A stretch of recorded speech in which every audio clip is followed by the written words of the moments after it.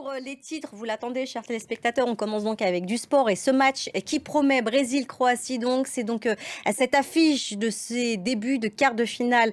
Cédric Ferreira, bonjour à vous. Vous êtes au Qatar, à Doha pour France 24.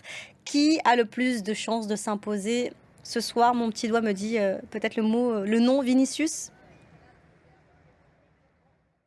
Effectivement, il s'était hissé en finale à la surprise générale. Merci beaucoup Cédric, on vous laisse rejoindre avec beaucoup de chance le stade pour regarder le match pour nous et on vous retrouve juste après. Dans le reste de l'actualité internationale, il y a cette libération, celle de la basketteuse américaine Brittney Griner. Elle a atterri au Texas, condamnée à 9 ans de prison ferme en Russie pour détention de stupéfiants. Allez, on continue à en parler de cette affaire avec vous, Elena Voloshin, bonjour. Bonjour. Vous étiez notre correspondante à Moscou jusqu'il y a quelques mois. Est-ce que cet échange fait la une des médias en Russie? Ah oui, il fait la une, il a même été présenté par les chaînes de télévision russes hier comme étant l'information mondiale numéro un. Il est toujours très compliqué donc de parler de cette guerre en Ukraine. Merci beaucoup, Elena Voloshin. On va prendre justement la direction de cette Ukraine où, depuis l'arrivée des Russes, des milliers de personnes ont dû fuir différentes zones du pays.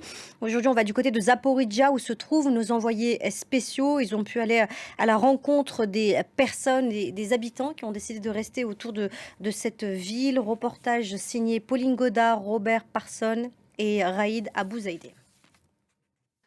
Direction le Pérou à présent, où la justice a ordonné 7 jours de détention provisoire à l'encontre du président destitué Pedro Castillo, actuellement visé par 6 enquêtes pour corruption.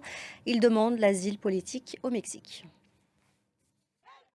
3 mois de débat sur un sujet hautement sensible, celui sur la fin de vie en France. Une commission composée de citoyens tirés au sort débute ses travaux aujourd'hui. Elle aura pour mission de conseiller le gouvernement en 2023.